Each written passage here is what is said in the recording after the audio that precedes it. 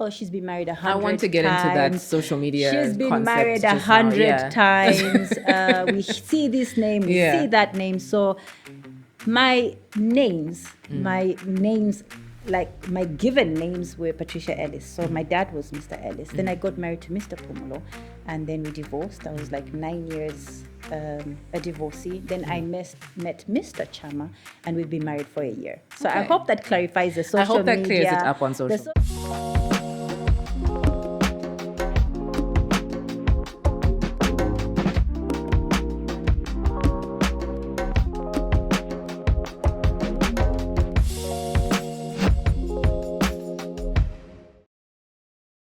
Hello and welcome to the Nkwazi Unfiltered podcast, a platform where you get candid and authentic interviews from some of Zambia's most prominent names and faces. My name is Amina Kaunda, and today's guest is someone who represents the statement that your circumstances do not define you.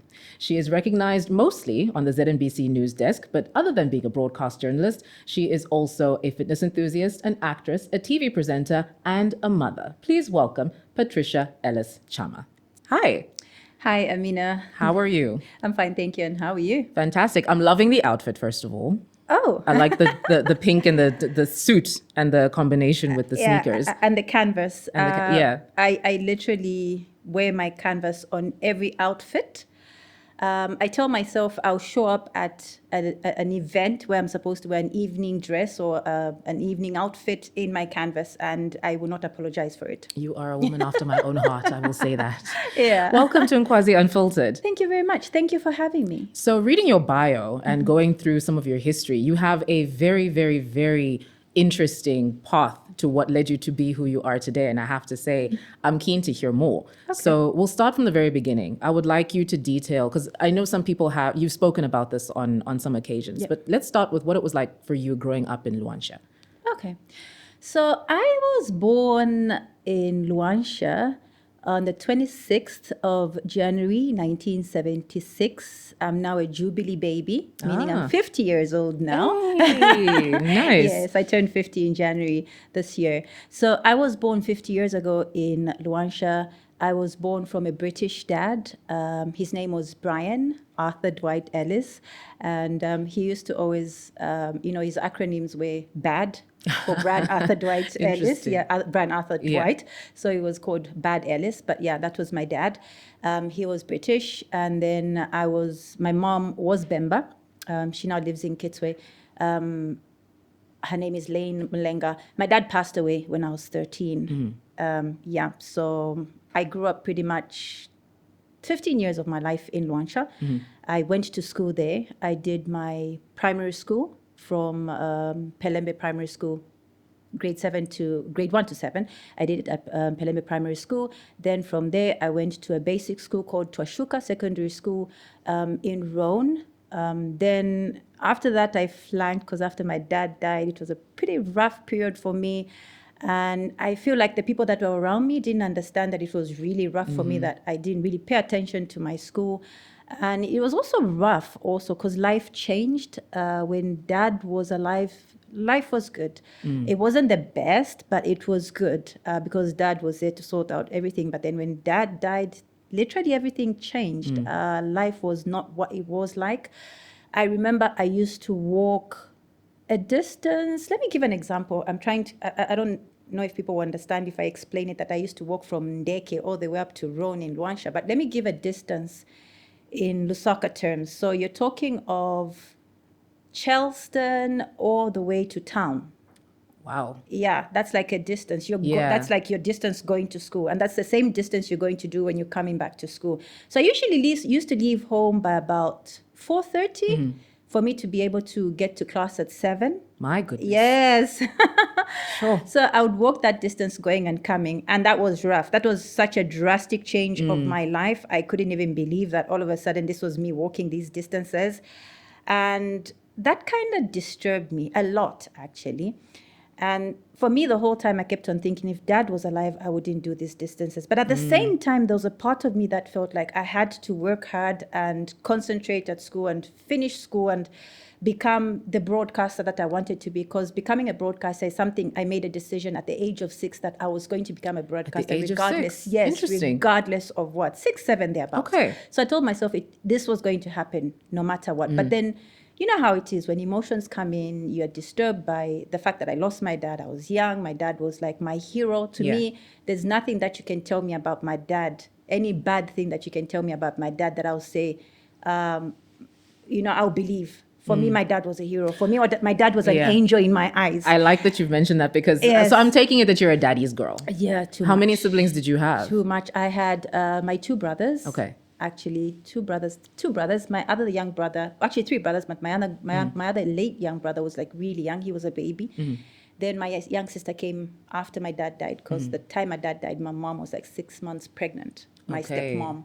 Yeah, so... Oh, so your parents had separated at a certain stage? My dad separated, yeah. My dad Okay. and my mom separated, so I grew up with my stepmom. And how old were you when that happened? I was a year and a half. Okay. A year plus. Well, how did that affect your relationship with both parents? Because it's happening so early in your life, so you don't really have much of a memory of them being together. I don't have a memory at all of them being together. I was a year plus. Yeah. My young brother was like 3 months old, so I really don't know what it was like ever being with my mom and my dad. So it was just normal for you to It was go normal spend time for with me. dad and go to mom? No, I never even got that chance, because I only reunited with my mom when I was 13 after my dad died. Wow. So the whole time I didn't even know that I had a real Yeah. mom. I knew my stepmom, Your as stepmom my as mom. mom, yes. Okay. I only got to know that she was my stepmom, I think, at the age of 9, because some nosy neighbor, or It's always nice a neighbor, nosy if I might neighbor say, or a nosy relative. yeah. Actually, it was a neighbor who kept on telling me, "So how's your mom? Have you visited your mom?" And I would look at her and say, "Why do I need to visit my mom? Did you I ever live ask- with my mom."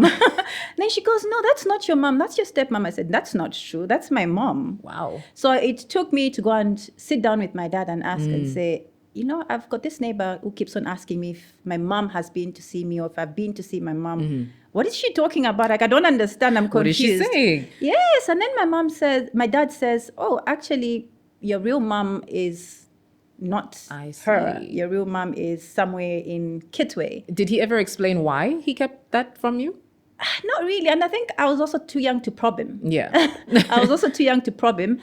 It hurt me to think Of that course. I had a mom out there and I was growing up with my stepmom. And it sort of messed up my relationship with my stepmom for a bit, I because then I see. became this little rebellious child who would... And it's almost to even say, "You're not my answer- mother." Yeah, I Yeah. actually answered her that a couple of times. Oh, did Yeah. you? And I felt so bad. Like years later, I was like, Yeah. why did I do that? But then that's just the child in me that was just Yeah. sulking. And How did this? So after your dad passes and you moved in with your mom at the age of 13, your biological mother, what was that like? wow, it was strange. Yeah. It was strange. It was distant because I didn't know her. I needed to start knowing her and having a relationship with her. But then most of the times I would find myself back at my stepmom because I grew up with her. She was and more familiar. I was more used Yeah. to her. So I would stay maybe for a short while with my mom and I would go back to Luansha because that's where I was going to school anyway. I see. Okay. Yeah. And then when I flunked my exams, like I was saying earlier, it was a stressful period in my time, so I couldn't really focus. I regretted, I reflected, and I went to my mom. I said, "Mom, I would like to go back to school." And then she was just like, "Look, you flunked, so I think you're not interested Was in that a school." period of rebellion? Aside from the financial stress? At that time now, I had come to my senses. Okay. Yeah, I think I had come to my senses. I said, "Look, I want to go back to school." So my mom probably thought I was not serious and stuff, so she didn't really pay much attention. She said, "You know what, you're not serious. How could you flunk the first time?" Blah, blah, blah. And I'm just thinking, okay, she's seriously not going to send me back to school, is she? And then obviously I didn't have the resources to send myself back to school. So I was out of school for about 8 years or so. 8 And years. in the process, I had my daughter at an early age. I had her when I was 17. I actually got pregnant when I was 17. Then I gave birth just 3 weeks before my 18th birthday. And the whole time, obviously, I was out of school. And in the meantime, I also got a job for a short time. I used to work in in a factory. In Kitwe, I used to peel cassava. It was actually fun. Oh, so For me, while you were working these jobs, was it this like a period of self-discovery for you almost? not self-discovery. I was trying to survive. Yeah. Yeah. So I was with my stepmom the whole time. So I was trying to survive. My stepmom wasn't working, and then because my mom obviously wasn't interested in sending me back to school, I guess I went into another period of rebellion. I just said, "Fine, okay. I'll do it myself." But then it was rough because I couldn't do it myself. And I was where just were a you? 15-year-old Who were you living with I at was the with time? my stepmom. Your at the stepmom. time, So even when you yes. fell pregnant, you were with your stepmom as well. I was with my stepmom. That must have been difficult.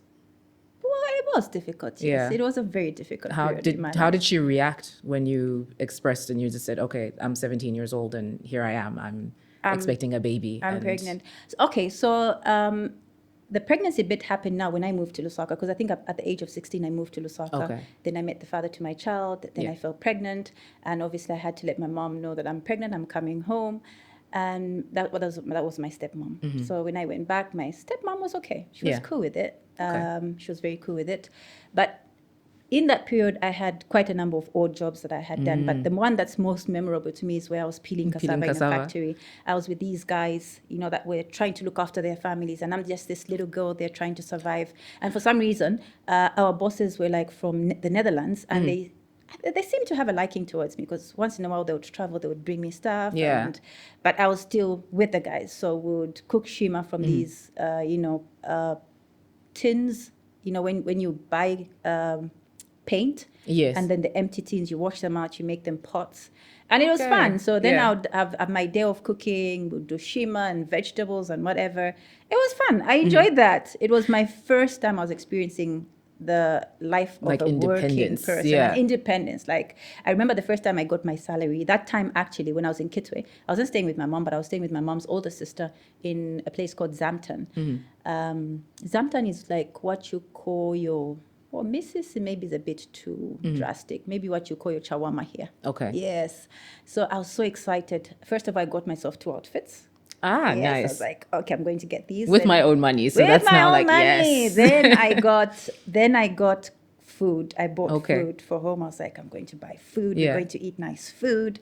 Yeah, so I was so excited when I got my salary. So that factory, I think, lasted a good 6 months. Okay. Then they had to close up. I think things were not happening for them. They had to close up. They had to go back. Then that's when I moved now to Lusaka. Then I met the dad to my child. Then I had my daughter. She's now 31. Oh, wow. Yes. Nice. So she's like my little sister, because I had her so early. Yeah. She's now 31. And then when I obviously at some point things didn't work out with the father to my daughter, I had to now again start the odd jobs. Because remember, I still hadn't finished my school. I ended school in grade 9. So I got my first other odd job. I was waitressing in a takeaway. Yeah, I happened to have been told, no, there's a takeaway being opened, so just go and check out if you can get yourself a job. And I went there. There were these Lebanese, so they interviewed me, and for some reason they were like, okay, you can start the job tomorrow. And then they gave me this uniform, nice little short skirt. That was a blue skirt and a green top. That was a weird combination of colors. But anyway, the following day I was there. I started my job. And then I think a month or 2 later, I said, you know what? I'm working. Let me enroll for my grade 9. So I went to Kablonga. That was Kablonga. Which one is Kablonga? Which one is the first and the... Yeah, the first one. I think the closest one. Yes, is that was Kablonga Boys. Yes. So I went to Kablonga Boys. I enrolled for grade 9 evening classes. Okay. Because I told myself, whatever happens, I'm still going to go back to school. Even if it's at the age of 30, I will do it. So I think I was around about that age. I was around about 19, actually, when I went back and enrolled for for evening classes in grade 9. At some point, I had to move because I was in Chilenja at that time. I was staying with a friend who became like family. But then I had to move and go and stay with my relatives in Mississippi compound now. I see. So, because that's where I had relatives in Lusaka. Those were relatives from my stepmom's side. I didn't have any other relatives in Lusaka. So I had to go and stay with them. So unfortunately, or fortunately, I had to now change schools and go to Kamwala High School. That's where I continued with my evening classes, grade 9 evening classes. And at some point, the bosses at the takeaway had to go. Again, they had to close up the takeaway. And luckily, one of the partners had a shop on Freedom Way. So he was like, let's come and work at the shop as a cashier. First, I started as a sales lady. Then eventually, I became a cashier. So I worked with them. And then while I was there, the whole time I was redoing my grade 9. While I was there, a friend of mine told me that they were looking for people to work at a casino. Yeah, Lusaka Hotel. Your experience is so colorful. We've gone from peeling cassava to being a waitress to now working in a casino. It felt like a promotion the whole time. And look at me, I don't have any paper to Yeah. show. Like I don't have any qualification, and I'm just getting educated. So you the need whole to survive. time. You need to get by. I need to survive. Yeah. So anyway, I'm told no. They're looking for waitresses at the casino, Lusaka Hotel Casino, and I'm like, why not? So now, I had to hold 2 jobs because I couldn't immediately stop the other job, the cashier job. So I had to like work in the morning from 8 up to 17. Then I had very little rest because we'd start working at the casino around 20. So I'd find a way of just dozing off somewhere. So I'd have like 3 hours of rest. I did that for a month, but it was exhausting. So at some point I had to give up the day job. I just had to tell my boss because I was feeling bad. I thought 8 to 17. Yes, that knocks the wind out of you. I know. I felt like my bosses were too good to me for me to just get up and say, look, guys, I'm quitting. But at some point I just had to be honest with them and tell them, look, guys, I found another job and I think it's better paying than you guys, so I have to go. And at that point, I had actually moved out of Mississippi now. I had gotten my little outside room in Kabwata. And I remember the first time I got my little outside room, I had 1 pot, 1 pan, a plate and a cup. Then I got all my clothes and put them on the ground and put a blanket over and made some of the clothes a pillow. Pretty much that's how I started. And then eventually I started buying stuff. And then I worked at the casino for like 2 years. The whole time I was redoing my grade 9. And then at some point... this is also helping you to pay for the night school. It's also helping me to pay for my little apartment, my little place where I'm staying. And it's also helping to pay for school. And also I have to eat and transport and all those things. And then Was there ever a point where you felt sad or depressed about your situation? Where you just felt despondent? Like, what am I doing? I knew what I was doing. Okay. For a fact, I knew what I was doing. I knew that I needed to finish school. I knew that if I finish school, I'm going to do my journalism course. But it's the process while I was doing it that was hard. Because, like, imagine when I was with my dad, when I was younger, I had my own room. I had my own... back in the day, we had things like your own wardrobe. It was such a big deal if you had your own wardrobe, if you had your own dressing table. Now you have homes that come with inbuilt dressing tables and wardrobes. But then... For me, back in the day, having my own room, my own bed, my own wardrobe, my own dressing table was such a big deal. And I'm thinking from that to sleeping on the floor and using my clothes as a pillow, having 1 pot, 1 plate stove. And this is why I asked, because you've gone from hard. Privilege to now all of a sudden, it's survival, but there's also a sense of anger that you must have felt. Whether it's with God or the situation that you were in, there must have been something. I can say I was ever angry at God. Okay. I was never angry at God. I was probably angry at... maybe my mom, who should have been my guardian. I see. Okay. Yeah, I was angry at her to think like, okay, I should be living the life with my mom, but here I am struggling and trying to make ends meet. But at the same time, because I had this vision that was so clear in my head what to you say, wanted. if I do school, if I persevere and do all the hard work, I will eventually become the broadcaster I need to be. Some days were hard. Some days I went to bed hungry. Some days I did not even have transport money to go to work. I remember I would walk from Kawata all the way to town. My late brother, he's late now. He used to laugh at me. He would say, "You are such a weird character." I'm one of those person who believes in doing things in a straightforward manner. Yes, like, of course. If I'm going to, for instance, get a document, I don't want to be told, no, there's someone I know there, go and pay them quickly and get it fast. I will do it the right way. I will fill in the forms. I will go stand You'll go and stand in the queue and wait, And wait and submit the forms and wait for 2-3 weeks and then get my document. That's me. Yeah. So I've pretty much been like that all my life. So even when I'm walking now, walk on the main road all the way up to the end of Kamala there, turn, take the flyover bridge and walk into town and go to my workplace. My mother always said, if you want something done correctly, do it yourself. Exactly. So my brother would always laugh at me to say, why are you so straightforward? There are shortcuts. You can use a shortcut when going for work. So there are times when I walked and it felt so terrible. I'm just thinking like, why do I have to struggle so much in life? Why does it have to be me? But then who could it have been? It had to be me. Yeah. So anyway, some days were rough, but some days were just exciting because I could see progress. Like especially when I was done with my grade 9, I got my results. I was good. I was super happy. I continued with the casino, but unfortunately, I couldn't continue with the school. Okay. Because now it was becoming a little too tiring. Like I see. Yes, I would knock off from work. I am so tired. I wouldn't have proper time. So I didn't enroll for my senior secondary school immediately. I think I had to wait for like a year and a half. So at some point I quit that job. I moved to Kitwe because now I found a job as a shop manager. Yes. Moving up in the ranks. Moving up in the ranks. So that was super exciting. Yeah. I moved back to Kitwe because I had to go and run a shop. So now I was a shop manager. Then I thought, look, I've got all the time on my hands. Let me go back and enroll for my senior secondary school. So again, I went and enrolled for evening classes at Kaunda Secondary School. I did it in 2 years. Ideally, senior secondary is done in 3 years in Zambia, but I did it in 2 years because I just felt like, okay, let me rush this process a little. So I sat for 8 subjects, which I cleared. And that was it. Now I had my grade 12 certificate. I was like, yay, now I have made it. And while I was there, I even learned how to drive because now I was a manager. I was getting good money. Yeah. I was a shop manager. So you had leeway now. I even enrolled myself in driving classes. So now I've got a grade 12. I can drive. I'm like, okay, we're going places here. But then I still hadn't done my journalism course. Yeah. So I come back now to Lusaka. The first thing I do is I do some computer lessons. I'm thinking, okay, if I have to survive in this world, I have to be computer literate. And I go to Evelyn Horn. I'm so excited. I'm like, let me enroll for journalism classes. And they tell me, no, we don't have evening classes. We don't even have part-time classes because the idea was for me to get into some kind of part-time arrangement while I'm working because there was no way I was going to manage to be in school without working. I had to pay for my way through school, So then I'm gutted, I'm disappointed. I'm thinking, okay, so am I ever going to do my journalism class? I go to UNZA, it's the same thing. At that time, they didn't have your evening classes that they have now or your distance learning.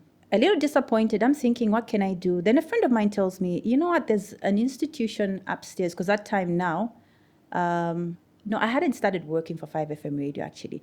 My same bosses that I worked for at the casino had another place called Playtime. It was also a casino, but it was different. This one, you had to play machines and stuff for you to win. So they had now that place and they needed a cashier. So I went back to them. I said, look, I'm back in town. I'm looking for a job. And then they employed me again. So now I was working there. So a friend of mine tells me, look, there's an institution on Lottie House, right on the 10th floor. It was called Victoria Institute. They actually do these classes that are so flexible. If you're going to do this job, because this job I had to report at 17. I see. Yeah, so you can do your classes during the day and then you can go for work in the evening. Exactly. So I enrolled. Actually, initially before that, I had enrolled with an institution that they were calling Norma Jean. Okay. I've heard of Norma Jean. Norma Jean, yes. And then the first 2 months, they closed down the institution. I'm God, what are you trying to tell me? Are you trying to tell me that I'm not meant to do my journalism? I'm not meant to be in the broadcast world? I was gutted for a bit. Then I said, you know what? I'm still going to rise up. So my friend tells me about this institution. I go there, I enroll. And so what they were offering was distance learning with an institution called Institute of Commercial Management in the UK. So you could actually do correspondence directly with them or through the institution. I see. But then when I enrolled with them, I was doing extra lessons with them, but they registered me with the institution as, as me doing correspondence with them. But they were their exams. No, they were not the exam center. There was another exam center. I forget the name, but they were offering tuition. So they were taking me in tuition. Sadly, 4 months down the line, they close up. I'm just like, I think at this point, I'd be screaming at the sky and just being like, what is going on? I'm just like, what is going on? Am I meant to do this? Yeah. But the great news is that I continued now corresponding with them directly, which means at this point now, I was studying on my own. I didn't have extra lessons anymore. So I had to do it on my own. So literally, I'm just doing distance learning on my own. So I did 3 semesters because I was doing my diploma. I did 2 semesters. The 3rd semester, I flunked one of the modules, so I had to redo. So I ended up doing 2 years for my diploma program. Then in my last semester now, I think I was in my last semester, I used to still go to the institute, even though they had closed, to go and study up there on the 10th floor. So one day I was coming from doing my extra lessons, and I'm told that they are employing, they're looking actually for newscasters at 5FM radio. 5FM radio was just starting. They were doing the test transmission at that time. So I'm told they're looking for newscasters. And I'm like, okay, let me drop by. So I dropped by, I find the owner at that time. There were actually 5 people that were running the 5FM radio station at that time. There was Mr. Mutubila, there was Mr. Mateo Piri, is now late. So I find Mr. Mateo Piri, and I'm like, oh, I'm told you're looking for casters. And then he looks at me, he says, okay, what's your name? I'm like, oh, I'm Patricia Ellis. Okay. Have you ever cast before? Have you ever done casting before? I said, no, I'm actually studying for my journalism course, and I work during the day, but I used to record myself. I recorded my news years back. I have them on tape. Do you want me to bring them for you tomorrow or something? So you were also recording yourself and practicing? Oh, yeah, I used to. I actually have those tapes somewhere. I think if I looked hard in my things, I'll You should post them on Instagram one of these days.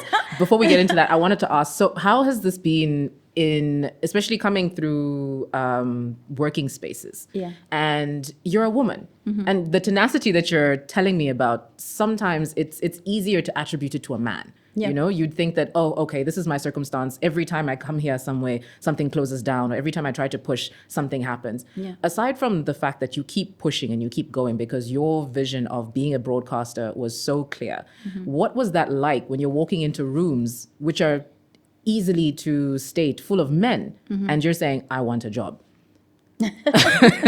What was that? How was that received? Also, because you're very pretty, you're coming in with these light green eyes, and you're looking at these men dead in the eyes, and you're saying, hire me.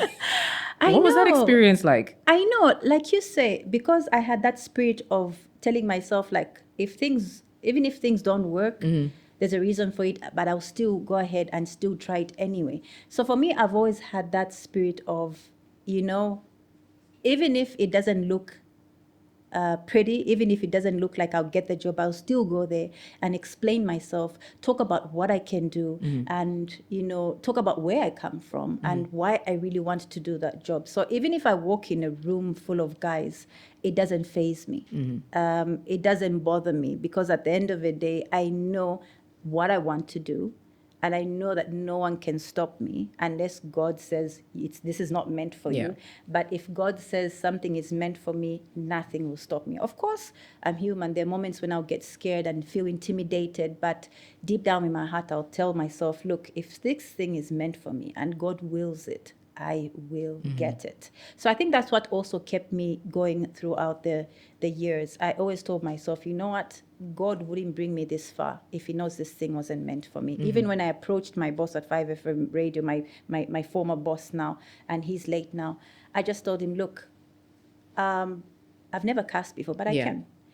When do you want to come and audition? I said, now, I'm here. Why do you want me to come tomorrow? I'm here. Let me audition today. He laughs. He says, you're crazy. Are you sure you want to audition? Are you ready? I said, I'm ready. Just give me the platform. Let's just go. So he takes me to the technician. He says, okay, record her. He records me, tells me, come back tomorrow. 10 on the dot, I was there. As soon as I finished extra lessons, I said, okay, I'm here. I'm here to hear my verdict. He laughs. He says, you're a crazy woman. I said, no, I mean, I can't wait. I just want to hear how I did. He says, oh, you're really good, actually. I was very impressed. When do you want to start? I would like to try you out on, like short little headline bulletins. Yeah. And I said, I'm here. I can try it out now. Actually, I went there by 9:30, not even 10. 9:30 I was there. Says, we've got these bulletins at 10, 12, 14, 16. I said, I can do the 10. Oh, wow. Yes. You were and a lot I can more... do the 10. He put me there, I do the 10. He was like, oh, that was really impressive. 4 days in a row, every day when I finish school, I'll be there. 10 hours, I'll do the 10 hours summary. I'll do the 12. I'll do the 14, 16. And usually I'll leave by 17. So 4 days later, for some reason, I didn't leave that day. I stayed on, I don't know what I was sticking around for, but I just stayed. I couldn't leave. Yeah. And then I see them getting all frantic and they're panicking. They're like, oh, we don't have a caster. The main caster hasn't showed up. And I'm just looking at them and saying, I'm here. Guys, I'm here. Did you see me? And then my boss goes, oh, she's here. Just give her the script. Let her go through. And, Oh, wow. And I've got like 10, not even 10 minutes. I think it's 7 minutes to go through. And I was just like, look, I'm not going to stress myself about going through. I think I'll do the first 3 stories. The rest will sort itself when I sit there. So I sat there, waited for the SIG to go on. And then I read that news. It was a 15 minutes bulletin. 15 minutes bulletin. On radio, you don't go 30.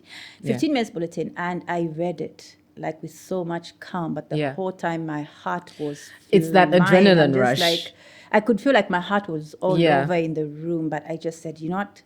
Prove yourself. This is your time to prove yourself. This is your moment to shine. This is your moment to shine. Yeah. Do it. It's so nerve-wracking because I've done the same thing, and I was thrown on, and you're just like, what on earth is going on? And you're looking at all these people, and you're sitting in there with the engineer, and he opens the mic, and then you just hear dead air in your ears, and it's just your voice. I did that news bulletin. I came out. My boss was just like, wow, that was good. I'm like, wow, that was good. Yeah.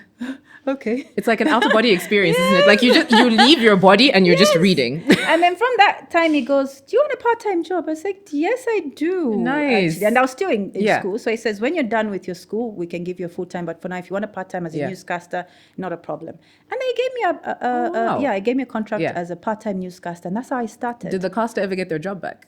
Apparently they did, yeah. They had some genuine crisis. That's why they didn't show up. So they got their job. But then they also gave me an opportunity to get my first time part-time job as a newscaster. So I'm grateful to them. Yeah. Oh, that's wonderful. And I'm grateful also that they get their job. So from radio, we jump now into TV. This is a completely different realm. Some similarities, but completely different. So let's talk about the journey getting onto the ZNBC news desk now. So initially, I wanted to always do TV. That's the funny thing. So when I was 6, 7 thereabout, I would watch Maureen Nkwazi. I was so fascinated with her. I was just like, wow, this woman is good. And every time she comes on air, and other broadcasters as well, you had the Frank Mutuilas then, the Goret Maplangas, and them. But for me, I think the one I remember the most was Maureen Nkwazi because she was just, she was wild. Yeah. So I'd always tell my dad, I want to be like her. I want to sit on that desk and read the news one day. And my dad would be like, it's very doable. Yeah. Like if you concentrate on school and you finish school, it's very doable. And he had so much faith in me. I think even when I wanted to give up later on in life, I would always remind myself to say, Dad believed in me. He wouldn't have wanted you to give up. He wouldn't have wanted me to fail. So at that age, I knew what I wanted to do. Yeah. So for me, it was always TV. But then radio kind of gave me a good foundation for me to jump onto TV. And I'm grateful that I started with radio. Radio is a brilliant foundation. Yes. I will always insist on that. It's a brilliant foundation. I think it was just God planning things for me in such a way that, He gives me a foundation to jump onto something that I really want, but at least I'm prepared before I go And it there. forces you to look into how you speak. Because radio, that's it. There's no visual aids. There's nothing. So you have to learn how to speak. So with radio, I would go to work in a jeans and a T-shirt and, a cap. Sounds and like me. Hoodies, I would not care about how I look. Yeah. And for me, that was how I enjoyed even dressing up. Even when I started with TV, it was a bit difficult to adjust because I would still show up like that. I was never really like the corporate. And that's why even when you talk about my look, I've really kind of maintained exactly this. The same. Like I wouldn't be stressed about all these high heels, all these nice fancy suits and stuff like that. So it was a big transition from radio to TV. How this happened was I was in school, I finished, and then they're like, okay, now you're done with school. Let's give you a full-time job. So now I'm a newscaster and a reporter. So I started going in the field. Oh, nice. So at some point, I would cover a lot of assignments by the French embassy. Yeah, at that time, I think we had Ambassador Sodubre. Okay. So I would go there and cover a whole lot of their assignments. And every time an assignment come from the French embassy, my editor, our news editor, would be like, go and cover this assignment. So I started bumping into Doreen Mukanzo a lot. Okay. And the first time she saw me, she was like, she heard my name. She was like, oh, so this is the Patricia Ellis we hear on 5FM radio. I says, yeah, that's me. Oh, no, you read so well. We would love to have you on ZNBC. I was like, oh, that would be nice. In my heart, I'm like, do you even know that's my dream? But obviously, I didn't want what you're saying to me right now. I didn't want to sound so desperate. Like, oh, that would be nice. Oh, really? Yeah. If there's an opportunity, do let me know. But in my heart, I'm like, yes, please do let me know. Yeah. So anyway, we would bump into each other, and she would always get my number. She'd be like, you know what, let me get your number. I'll call you when there's an opportunity. There's an opportunity for casters or announcers or something.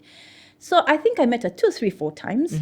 And then at that point, I'd even given up. I said, she'll never call me. And then I even started acting in Kabanana. I got a role in Kabanana for Amina. I was replacing actually Amina, the original Amina, because Amina had left. The original Amina had left the cast, so I was replacing them. And we used to film at ZNBC in one of the studios there at ZNBC. That time it was under Thompson, I think. Yeah, Thompson was the one that was directing it. So on this particular day, I am going to film Kabanana. Yeah. And then I've carried all these different outfits and Yeah. stuff like that. And we're kind of stuck in traffic. And then I get a call. It's Doreen. And she goes, is this Patricia? I'm like, yeah, this is Patricia. Oh, this is Doreen Mukanzo from ZNBC. I'm like, oh, okay. Hi. Yeah. How are Long you? time, I haven't heard from you.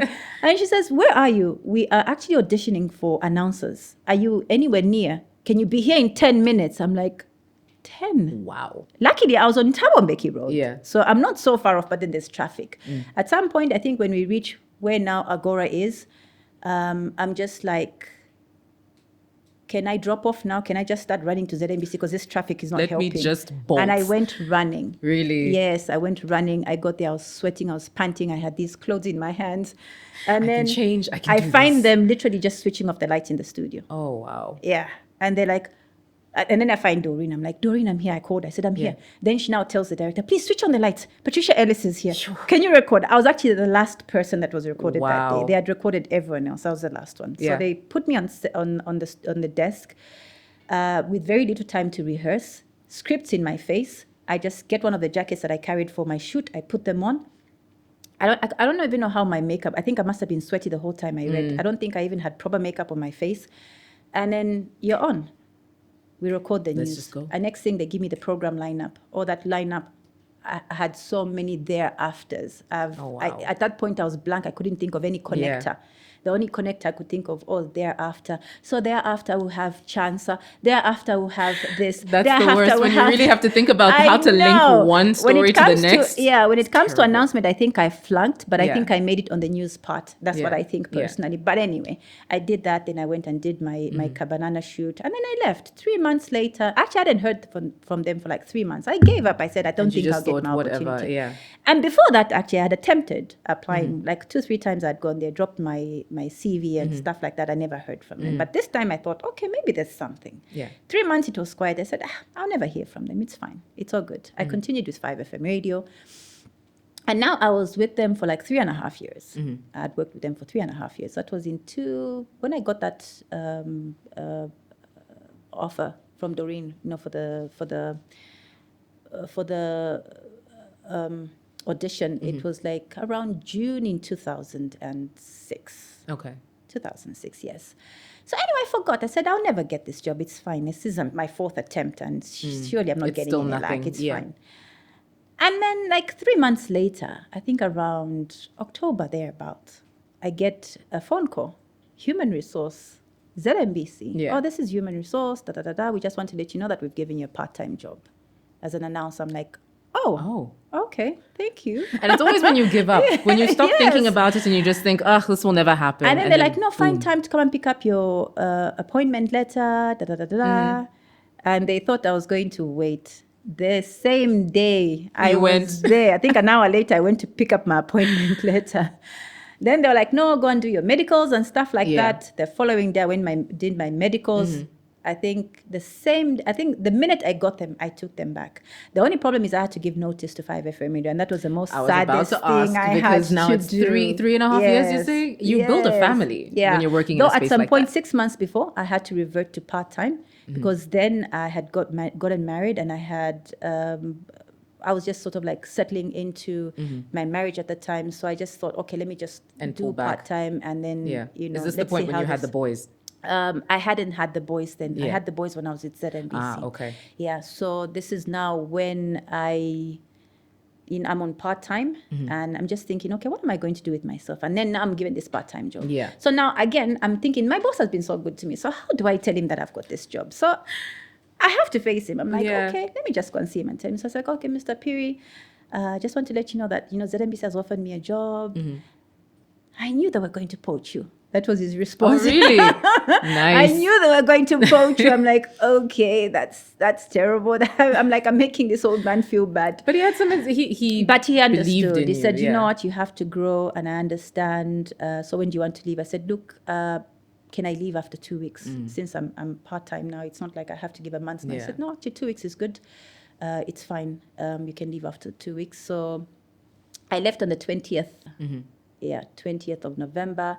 I remember actually doing my last shift on radio, on 5FM radio. I did my radio shift. Did you not cry? I was so sad. I was I would have emotional. broken down in tears. I was so emotional. The DJ had a little interview with me. He even asked me to play a song as I was going away. Yeah. And I asked for a song by Dido called Life for Rent. Yes. Yeah. Yes, and every time I hear that song, I just remember, oh, this is the day I was actually leaving 5FM radio. And the same day I reported at ZNBC. Oh, wow. Yes, and that's how I started my journey at ZNBC. So I worked as an announcer for 3.5 years. And in that 3.5 years, I was still not anywhere near to being on the news desk, because my dream the whole time was to be on the news desk. But again, I'm grateful that, I did the bit of announcing, because even that involved newscasting. So you'd report at 17, especially if you're doing the night shift. Sometimes you'd have day shifts, then you'd have night shifts. So you'd report at 17, then you'd do announcements throughout the evening, and then you'd do the news brief at 22. So that was a foundation that was preparing me to be on the main, because the news desk is something desk, different once you get there. It is different. So when you read your 22 hours, I know it's equally just as nerve-wracking, but it's different when you sit on the news desk. 22 hours, I think there's a part of you that's telling you probably not the whole country's glued at this time. Yes. Yeah. But with the 19 hours, I think you have it in your mind to say everyone is glued, including the president. Everybody is watching. And that's the nerve-wracking thing. So is watching. Is the 22 hours, that was pre-recorded? No, we used to do it live as well. We used to do it live. So you went into, your training has been live TV throughout, and live radio throughout, obviously. Yes. Okay. So initially we started with radio. Yeah. Because they don't put you on TV immediately. Yeah. Even when we started with the announcing bit, they put you first on radio. So you do the little summaries. Yeah. And then eventually they'll put you on the main news. Yeah. On the main summaries actually.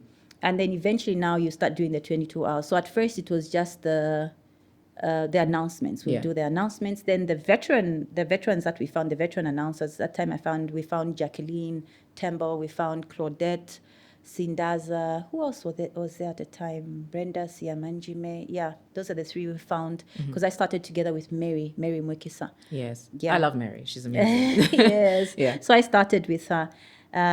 So it took a while for them to put us on the 22 hours news, but eventually we made it. So once in a while, we would have instances where a newscaster would probably not show up. Maybe they have an emergency. I think I remember covering up 2 shifts of casters that didn't show up.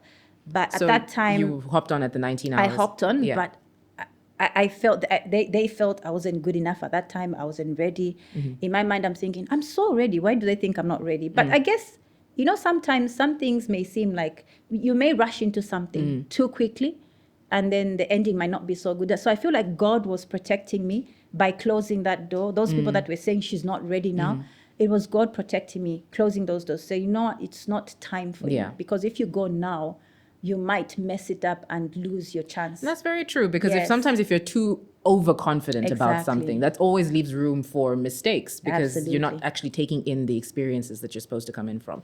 Because, mistakes build character. Yeah. They build who you're supposed to be. Yeah, ultimately. And then 3.5 years later, they give me a full-time job. That was in 2010. Nice. I'm like super excited. By that time, I had my kids then. Yeah, then now I've got a full-time job. And I'm still not on the main news.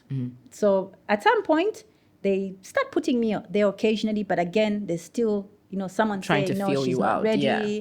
Oh, no, the way she did her hair didn't look nice. She looked like she was going for a wedding. I remember those stories. And I'm just like, okay, guys, can I ask a simple question? Yeah. How bad was my reading? No one tells me how bad my reading was, but it's how my hair nitpicking was. It's at how my small things, attire was, and da-da-da-da. I'm like, okay, fine, no problem.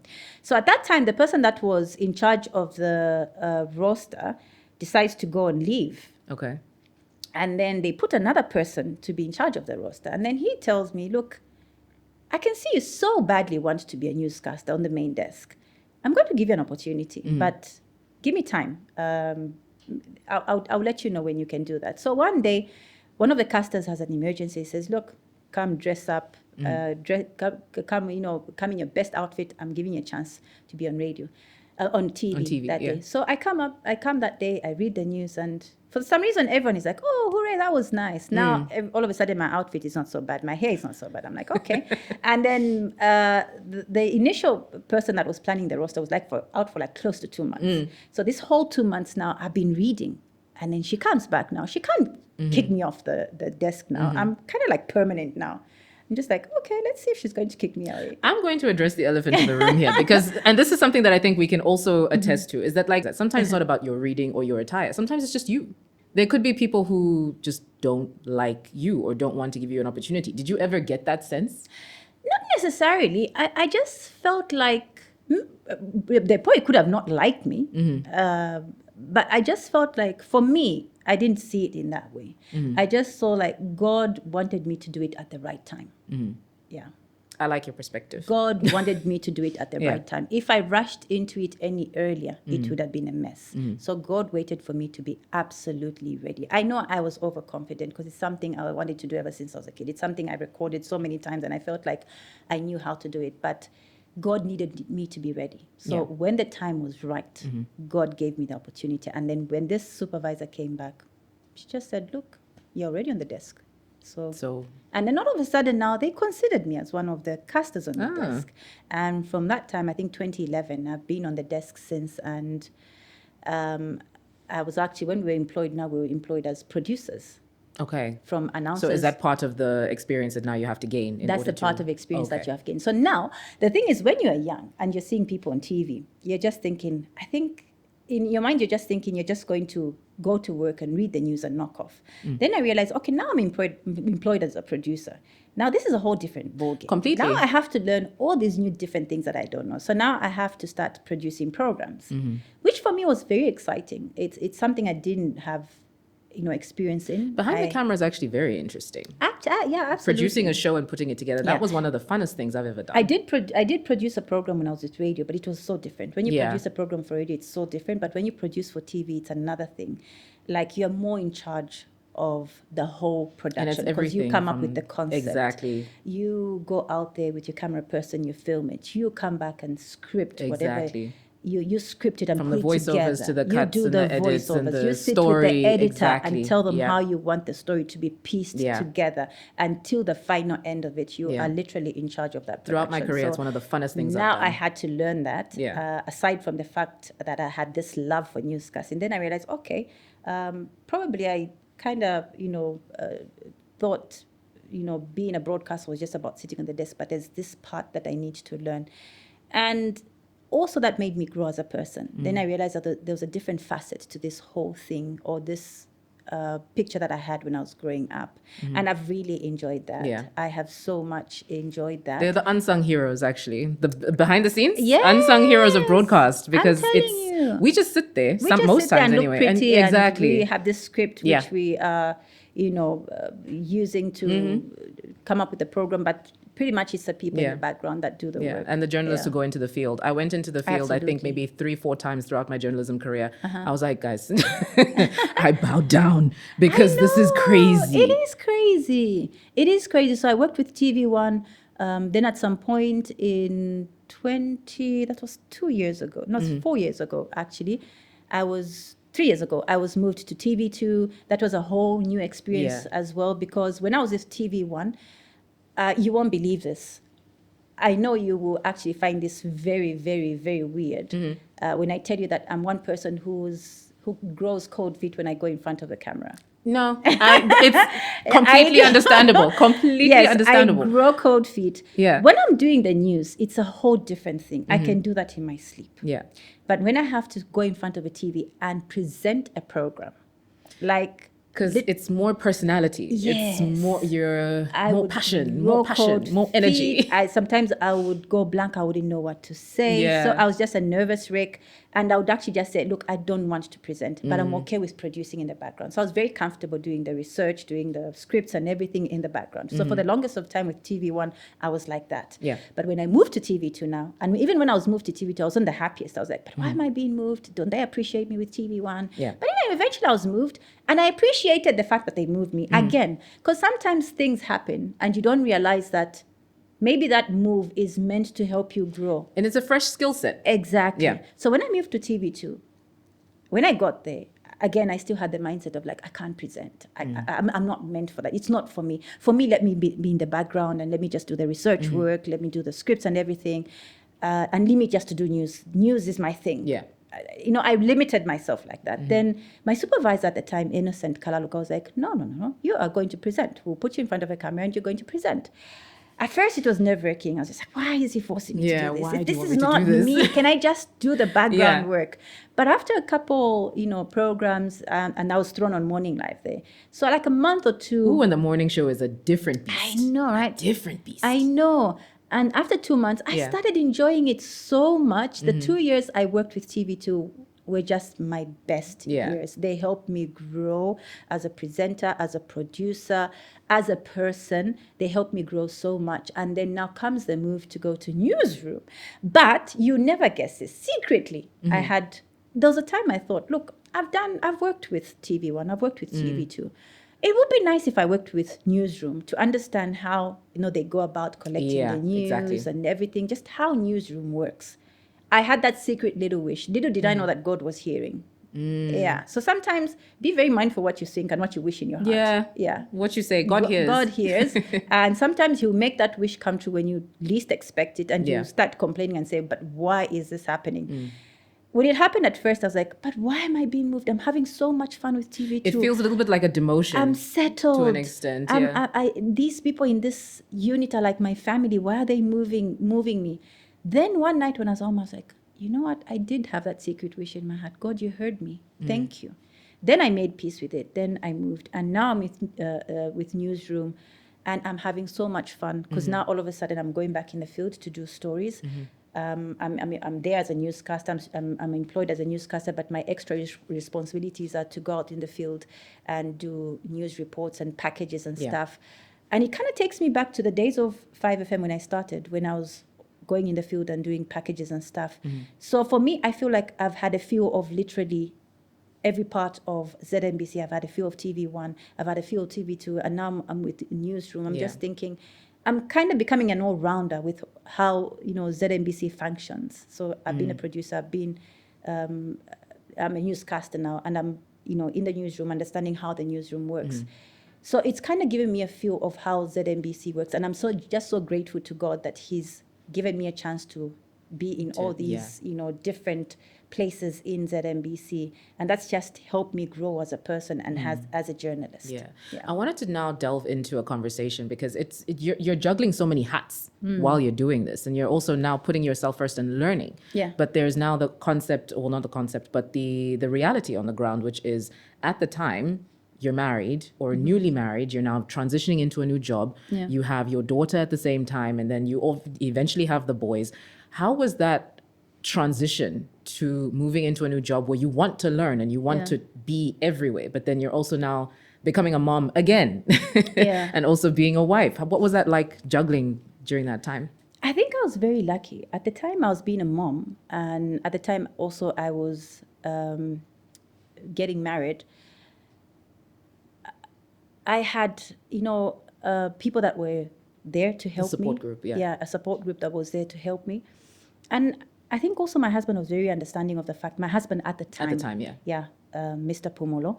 I think maybe let me just make a distinction now, because a lot of people have gone on social media to attack me to say, oh, she's been married 100 times. I want to get into that social media She's been concept married just 100 times. We see this name, we see that name. So my names, like my given names were Patricia Ellis. So my dad was Mr. Ellis. Then I got married to Mr. Pumolo, and then we divorced. I was like 9 years a divorcee. Then I met Mr. Chama, and we've been married for a year. So I Okay. hope that clarifies the social I hope that media. clears it up on social The social media. media where they keep on accusing me of being married 100 times. I've not been married 100 times, as they so put it.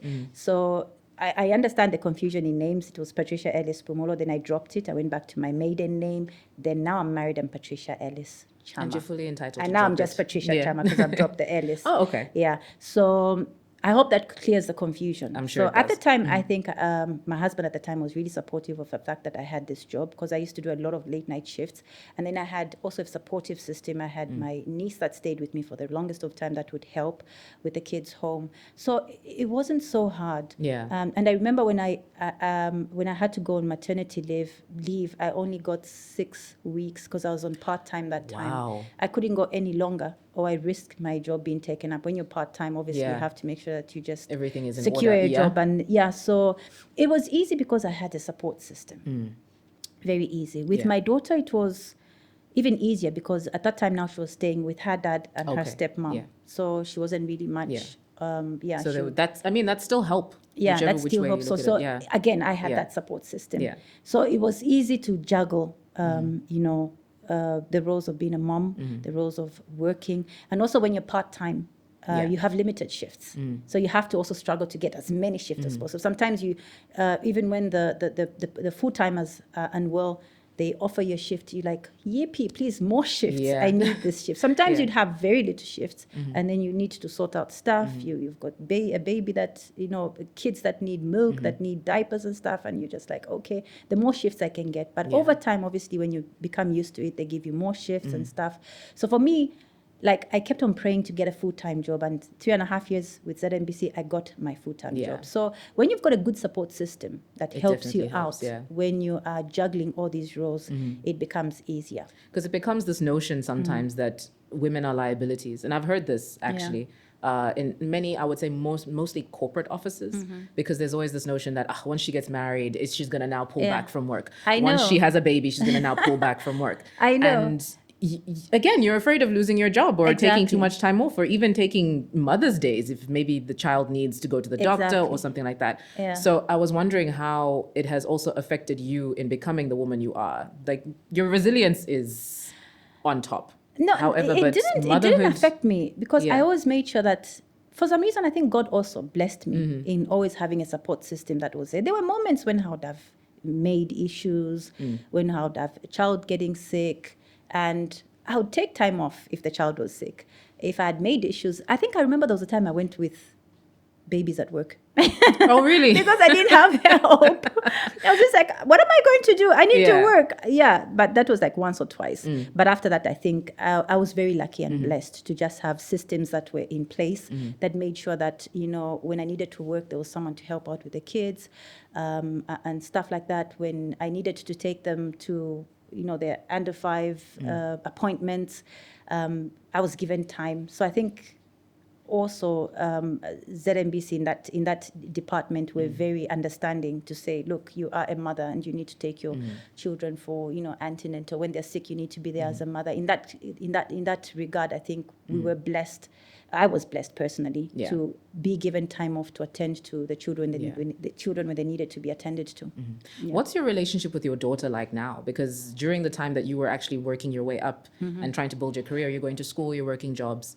And at this time, I'm sure that she's with you and then also not with you at the same Yeah. time.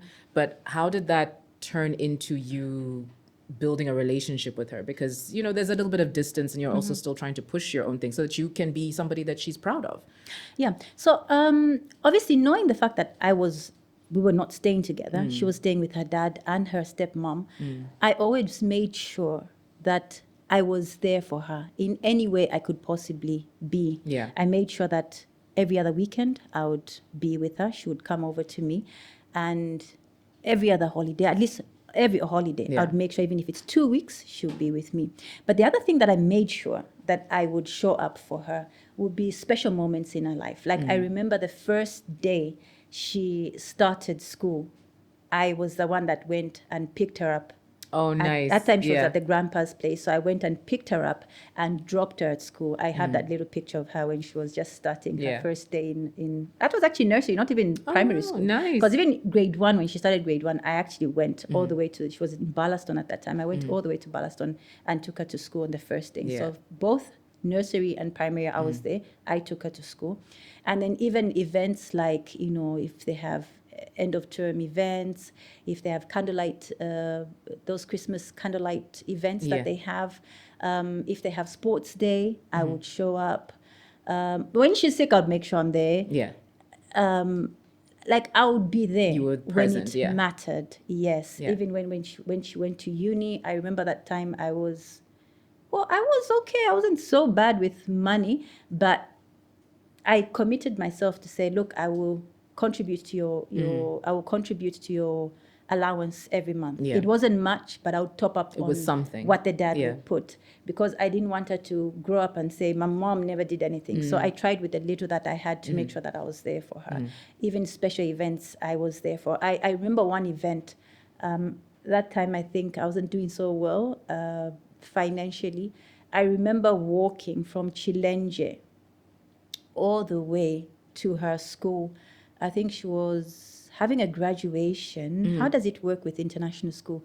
There's the year 11 graduation, and then there's Yes, the yeah. And then there's, AB, I think- what do they call it? ABL I graduation. forget what it's called, but I think that's the pre. Yes, it was a year 11. Yeah. I think it's the one where they wear the yellow Yes, yeah. graduation gowns, because the stepmom used to work at ISL, so Okay. she had that So privilege. she had that, yeah. Yes. So I walked from Chilenje all the way wow. to ISL. Yeah. International school, Sure. and I was sweating the time I got there. I just Yeah. carried a little face towel. I cleaned myself up, Yeah. cleaned my shoes, and I never told her. I only told her recently. So did you know that day when you're graduating, I walked because I needed wow. to be there. Yeah. So I made sure that I bridged that That gap. gap. Yeah. So that gap wasn't really felt. In me trying to pursue the life that I wanted, I also made sure that I had Yeah. time for her. Yeah. Yeah. Because you're very present, especially when we Yeah. see you on social media. You're very present with the kids. You always make Yeah. sure that you wish them a happy birthday. So Yes. your kids, you're close to your children. I am Very, totally. yeah. And I make sure that whatever happens, no matter how busy, no matter how much I'm trying to pursue in my life, whatever I'm trying to do in my life, I always make sure that Yeah, they are a they big come part first. of everything Yeah. that I do. That's amazing. Yeah, I remember even when she was graduating in 2017, actually, me and my young sister traveled all the way to South Africa to go and be Oh, a part wow. of that graduation. And then Nice. in turn, Yeah. when I was graduating for my bachelor's degree, because much later, I think when I was 43, I did my bachelor's degree in Nice. communication Yeah. science with University of South Africa. They actually returned the favor. Now it was my daughter. That time now she was working. She got a job at Belbab because she studied as a teacher in South Oh, Africa okay, at University yeah. of Pretoria. So she got a job at Belbab. So now it was her and my sister again Yeah, who would escorting me to go for my graduation Nice. in 2019 in South Africa. Oh, that's so nice. Yeah. That's so nice. So before we get into something that I'm also eager to talk about, which is our love of fitness, I want to ask about because we talked about the social media aspect of things and how people are always, what do you think it is about you that they always seem to try to find something to say? I don't know. I don't know what light I carry, but it must be a very bright one. It must be very bright because honestly, It must every be a time I very see bright one of one. these silly tabloid posts and if it's a I picture know. of you, there's people with something to say all Yeah. the time. I think it's the free spiritedness that I have. I have this free spiritedness about me. I'm a very free spirited person. I don't know. I don't believe in age. And I you feel shouldn't. like You look good for 50. I feel like age is just a number. Yeah. And if I wake up feeling a certain way, I will go on social media and portray a certain way that If you feel good, you're going to if I post feel it, good. yeah.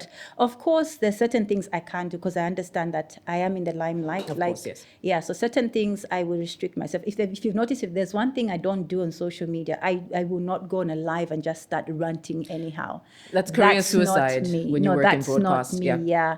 So, but then I'm one person who will portray my life. If I feel happy that day doing a workout, I will go out there and post it.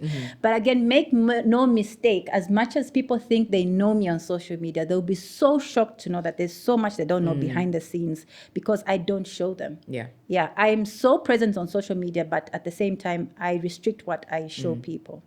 So Do I your don't know if you children get understand. upset? I don't know if you understand what I'm trying to say. Yeah. It's that thing where people think they know you so much. Yes, yeah. Because you post every day. Like I'll post, oh, I'm at work. Oh, I had this. I had, They think a they great know lunch. you because So they get an think insight they know into you your so life. much, Yeah. but then there's a lot that they don't know behind the scenes because Yeah. I only show them what I want to show them. Social media is a highlight reel. Yeah. And it's only, I mean, to be honest, you show when you're feeling good. They Yeah. don't show the background of what's really going on. They won't even know how I was feeling before I actually Exactly. looked that good because they won't even realize that behind the scenes I was such a mess. Exactly. But then Did your children get upset, or do they get upset when all of these blogs or tabloids or whatever it is post things or say things? No, not really. Yeah. I don't think social media has ever really come at me to attack me for something that they will probably, maybe I've been accused of a few things here and then. Mostly it's when things happen in my life that they will come at me. And some will come with good intentions.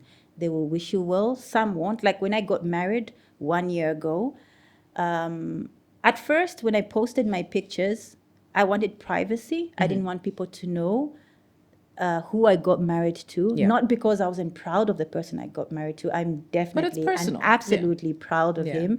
Yes. But it's something I wanted to keep for me. Yeah. Okay. So I would post pictures and cover his face.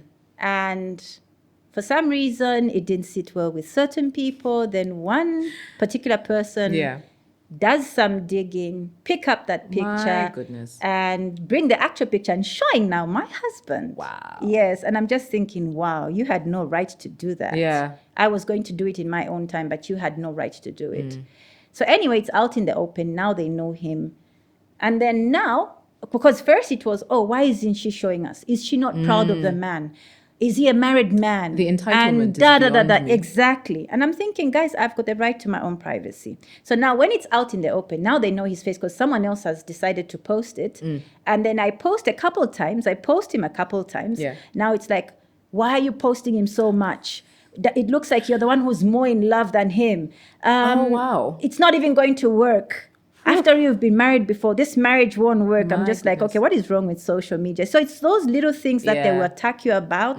And of course, when I went through my divorce about 10 years ago, they had so much to say because obviously a woman will be demonized for divorce. Always. It's always like a woman is never supposed to leave Yeah. when things are hard in a marriage. Yeah. So there was a lot of talk about how, and obviously they... And I know, especially for the time, I'm sure 10 Yeah. years ago, we were and even they more link it to the close-minded fact back that you then. are a journalist. And there's Yes, this yeah. thing about journalists that they seem to have created where they think journalists are just naughty. They go out there to misbehave, but not every journalist is like that. Maybe there could be a few Yeah. that are like that, but not all of them. Like I think we're decent human beings Yeah. trying to make a living, trying to survive in this world, and also just trying to live our dreams too. Yeah. So it's just sad how social media will portray you, even just how they've been being with my current marriage right now. Yeah.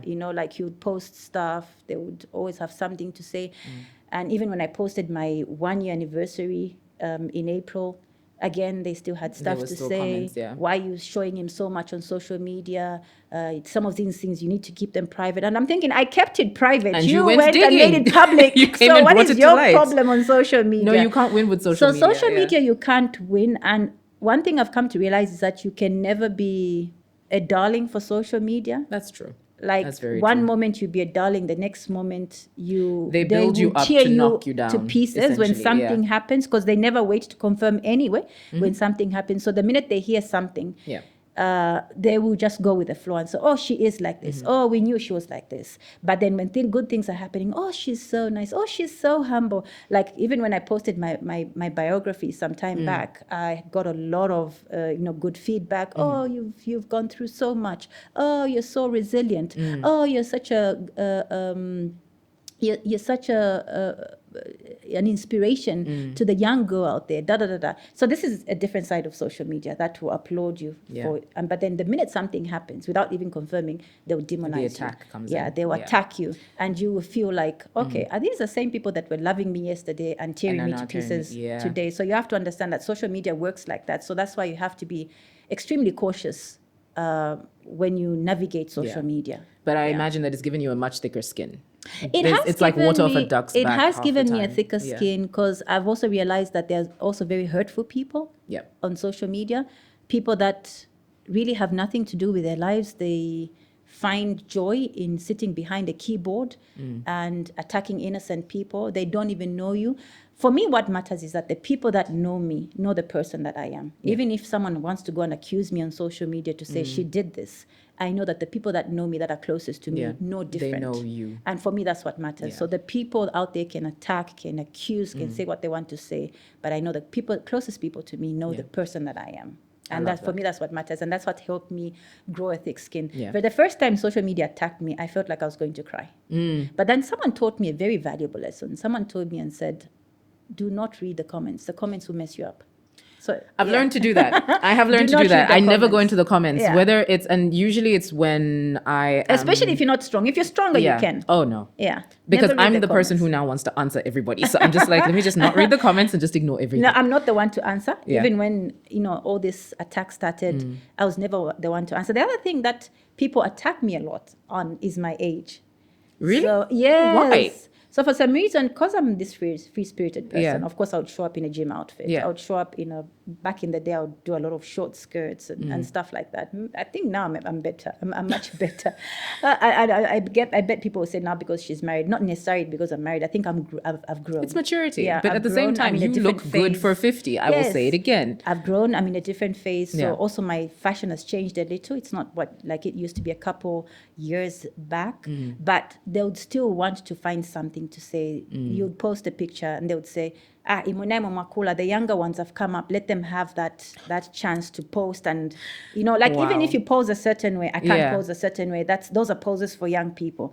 Like, who told you that I can't do And when certain did we things when I'm a decide certain this? age? I'll do Exactly. these things when I'm 70. Live Yeah. with it. Stomach it. Yes, stomach it. Stomach it to take it.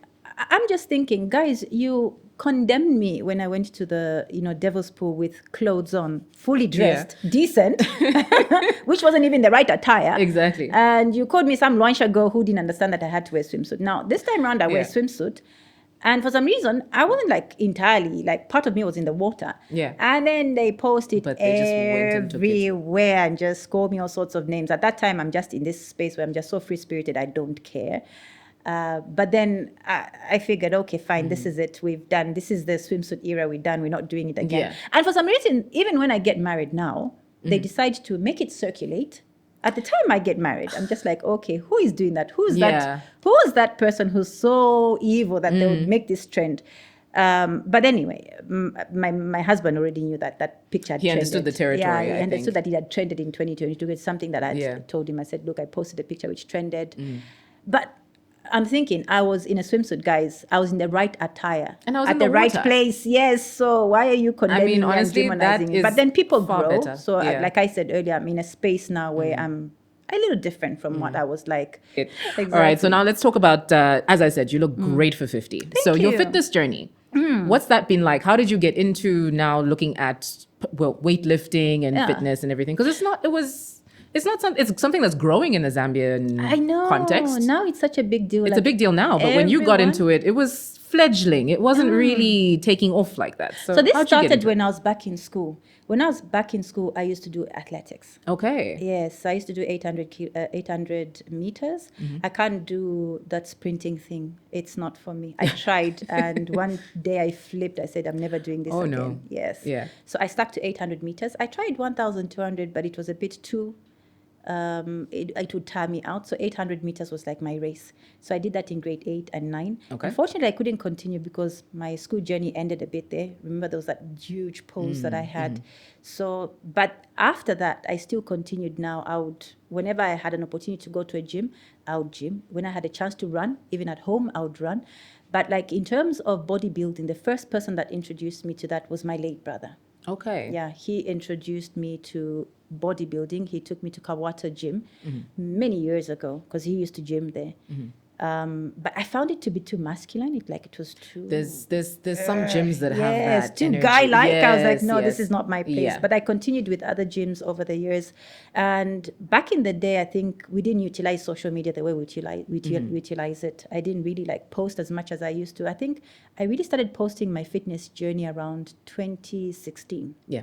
2016 is when I started posting my fitness journey, because even when I started working, I would work on the fitness segment. At work, we had a fitness segment on Kwacha Good Morning Zambia, and we also had it on on the morning live show. So, and I was spearheading those. Like I would always make sure that I go, because I mean, like, it's my thing, guys. Can I do my thing? So then, even because by virtue of doing that, you would have gyms that would tell you, oh no, come and gym with us, because you are filming them. So even that helped over the years. Fitness is something that I love, because it gives you confidence. It puts you in a space where your mind, I think your mind also just clears up when you exercise. There's a way that I think better when I exercise than when I don't. Not to say that people don't exercise, don't think better, but I'm just saying personally for me, that's my personal experience. Especially when I exercise in the morning. So for me, even now, I exercise in the morning. I wake up at 5, because now I've got online classes. I see. So I wake up at 05 in the morning. I train my clients, train with them. Then I go on with my day and I'm all good. Then I take my little even walk as simple along as the a way. walk, honestly. Yes. So when I'm done training them, I then take a walk around my complex. Then I'm set for the day. Okay. Now I'm gonna close off with a question. What is next for Patricia Ellis? Because Patricia Ellis Chama, excuse me. Thank you. What is something that you see yourself doing in the next 5 years? Because you said you've just had your Jubilee birthday. Your kids are grown. So what do you see for yourself in the next 5 years? So I'm in this space, like I said earlier, I've been moved to newsroom now. I'm in this space where I want to understand, how newsroom works, do more interesting stories that are impactful. I actually love health stories, because I think health stories have got a way of, casting a spotlight on certain conditions that people don't really pay attention to. So I love such kind of stories, and I would like to do a lot of more impactful stories. And also, I've got 5 years before I retire, so obviously I have to start finding ways of preparing for my retirement. But for me, I would like to set a whole lot of things in motion right now. I wouldn't want to mention those things I'll set in motion, but I would like to set a couple of things in motion in readiness for my retirement. But I'm the one person who likes to enjoy the moment. I'm not going to stress so much about what the future holds. I'm equally not a person that spends so much time in the past. I like to enjoy the moment. So at this point, I'm in this moment where in the workspace, I'm in the newsroom, and I'm exploring a whole different side of, the journalism facet. So like I said, I want to do these impactful stories. I want to be able to learn the ropes of newsroom. Who knows, one day I could be a director, one day I could be a DG.